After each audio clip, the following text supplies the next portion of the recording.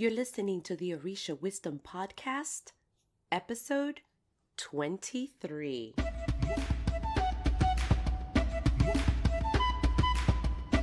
Welcome to the Orisha Wisdom Podcast, where positivity and spirituality create an enhanced life's journey with the wisdom of Ifa and Orisha. I am your host, Iya Omileti Olubumi.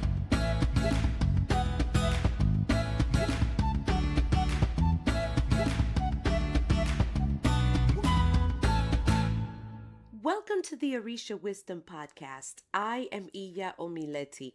Thank you for hanging out with me and spending some of your time to discuss all things Orisha and Orisha spiritual journey. So have a little relaxed time with a cup of coffee, tea, juice, put on your sunglasses while you drive, or pop in your earbuds around the house and during a workout, and let's chat for a while. Today's episode is being brought to you by our very own Orisha Wisdom's Ori affirmations. Did you know that we each have our own personal deity to watch over us? This is a Yoruba concept of Ori. Do you want to connect with your Ori? Do you even want to know what it is? This is a free resource available to you. You want to know about it? Go to www.orishawisdom.com/Ori1, and that's ORI, and then the number 1. Today's topic is one that is very dear to me because it's something that I personally lived. I ached through this one, and I had to learn from it through many, and I mean many bumps in the road. And my road could have been much smoother. Am I keeping you in suspense yet? I need suspense music. Didn't mean to, but today's topic is about how to keep the Orisha traditions alive. So I titled it Staying Alive. Wouldn't it be awesome to have the Bee Gees sing the song right about now? I don't think I would have been able to get the licensing or to come on the show. With the rise of technology, Maferefungogun, we thank you every day for this, I've seen the traditions to be both normalized and demonized. And this is a trend that many have seen, not just me. Many priests around the world are happy to see that the traditions have become quite accessible to everyone in the world, and that is great. With this free sharing of information, however, has come other caveats, and these seem to not only bless but also hinder the traditions. I'm not going to cover them all here, but we'll cover some of them. One of the ways to keep the traditions alive is by maintaining them in their truest of essences. I know that things can change. I do. But some things just are not meant to be changed. So what does it take to keep it alive, to keep the traditions alive? Number 1, you have to understand that the traditions have a built-in structure. What do I mean by structure? It means that no matter who we are or where we are in our journey, there are still rules that must be adhered to. What rules? Okay, you rebels, please don't roll your eyes at me just yet. But there is a process to these traditions. Here's one point. No matter how spiritual or self-proclaimed healer we are, or someone who may have told you that you truly are gifted or that you are born to do this, there is still a process to these traditions. Another point is, we need to go through priests in order to get things done in the traditions. The question always comes up. But why? Do we need them? I'm spiritual. I was born with my own spirituality. So and so dreamt about it, and I am a new prophet to be, or whatever the case may be. The why is because they have been ordained. They, meaning the priests, have been ordained with the ashe. What is the ashe? Ashe is the power that comes with initiation to call upon the Orisha, to communicate with the Orisha, to interpret what falls in divination, and to prescribe the correct ebo or sacrifice needed for our success in that reading. So I'm going to repeat this again because it is that important. Priests, we need them because they have the ashe. The ashe is woken up with initiation, and that is used to call the Orisha, to talk to the Orisha, to communicate, to interpret what comes out. These are essentials in the structure of our worship. Here's another point for you. We priests can communicate with Orisha once the sacred rituals, the initiations, give us the right to do so. We priests see time and time again that many new folks feel that because they are spiritual or their grandmothers taught them to mix things in a jar, and so has felt or had feelings that now we're entitled to reach out and call the Orisha. And this alone is going quite against the very traditions that we proclaim to keep alive. No one is saying that a non-initiate cannot reach out to Orisha, but there is a way of doing so within the Yoruba structure. So, you're a non-initiate and you want to reach out to Orisha? Great! If you're not initiated, then you must go to a priest to do so. It starts with a reading. Then, ebo must be marked. It usually is marked from that reading.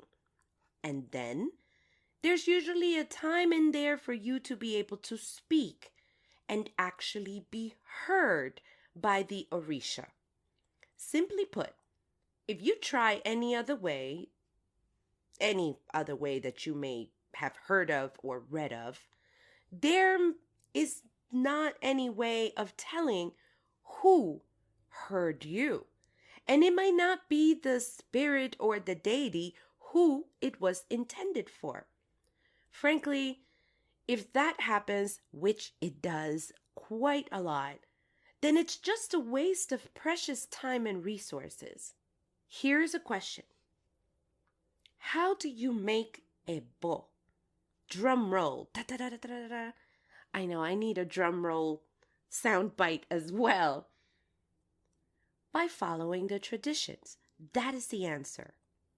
I've met many folks who create their own ebos, and they make them, you can't see it, but here are my air quotes, from their hearts. So they feel that Orisha will hear them. Here's the truth of truths. Will the Orisha take that ebo? Here's your answer. Maybe. But why do you want to take that chance? You know that I love stories. You know that I love stories. Here goes one that was told to me by a priest of many, many, many moons.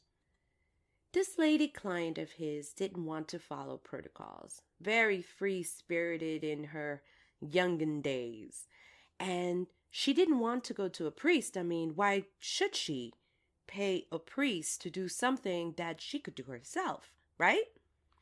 She was 1 foot in the traditions in the Orisha, traditions and one foot in her free spirited spiritual world of I'll do it myself. She had her foot on many traditions, and her house was filled with every altar under the moon in her tiny apartment. Her life, you would think, was magical and spiritual and Zen like. What was her life like? It was actually filled with tons of turmoil. Sleeping there, going in there, job, family, everything was a wreck. Why? Because she didn't follow the tradition's protocols. She didn't go through a priest to help her go through her spiritual work. But she did it on her own. She saved a buck, right? And now for what? Her life was upside down. Everything was off. Between arguments and sleeping was awful. The job was destroyed. Relationships, what's that? And for what? How did this whole thing get fixed? She had to relinquish her power and put it in the hands of Orisha. She had to go to a reading. After the reading, there were some preliminary things that had to be done.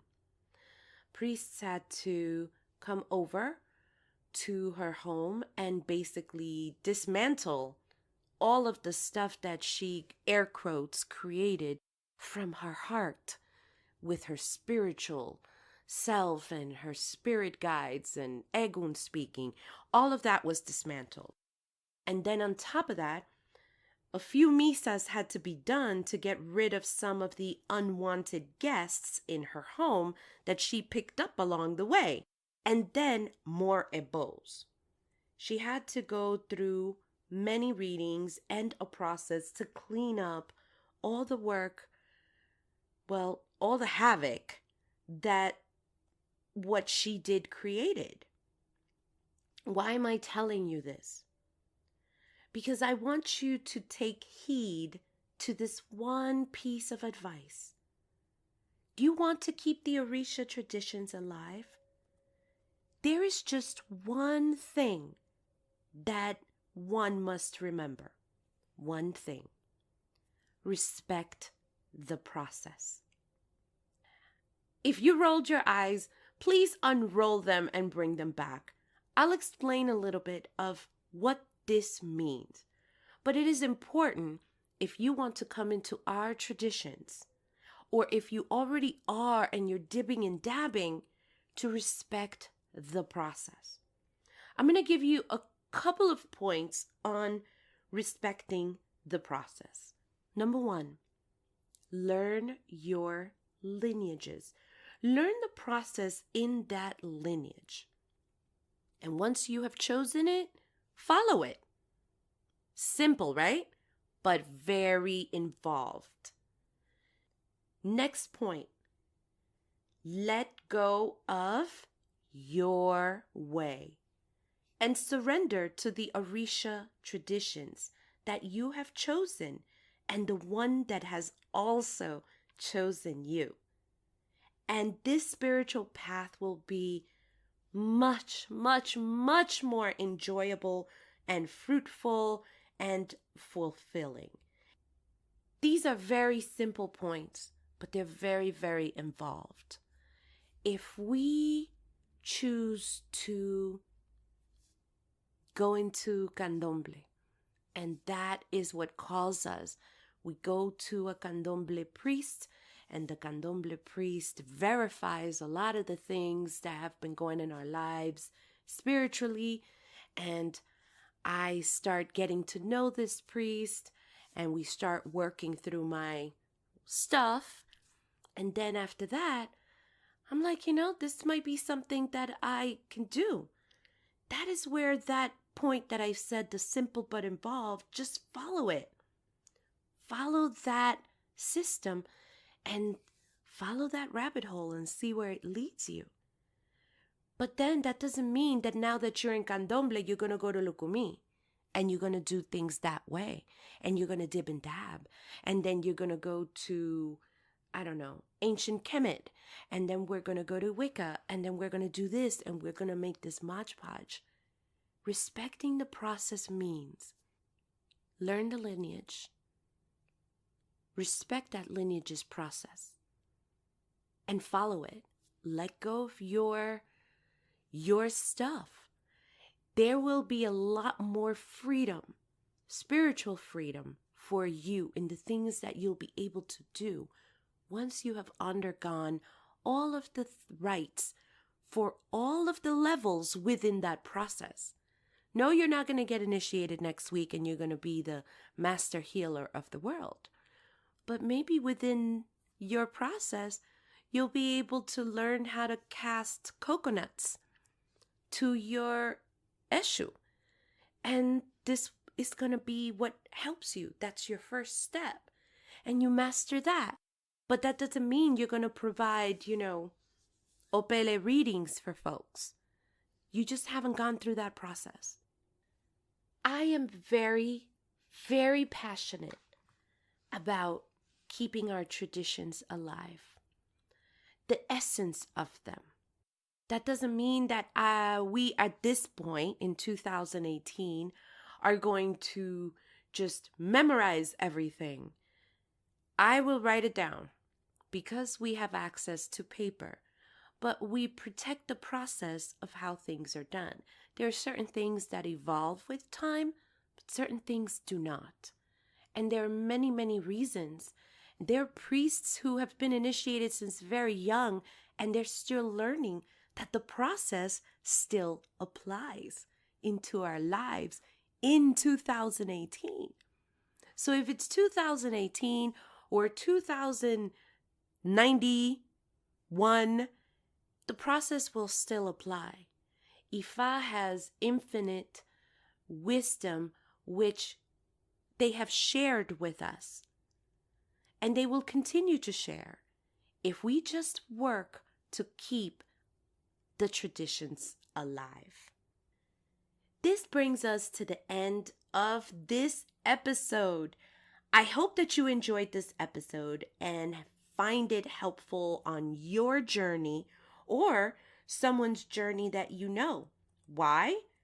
Because staying alive is important in order to maintain the very thing that we are seeking on our spiritual journey.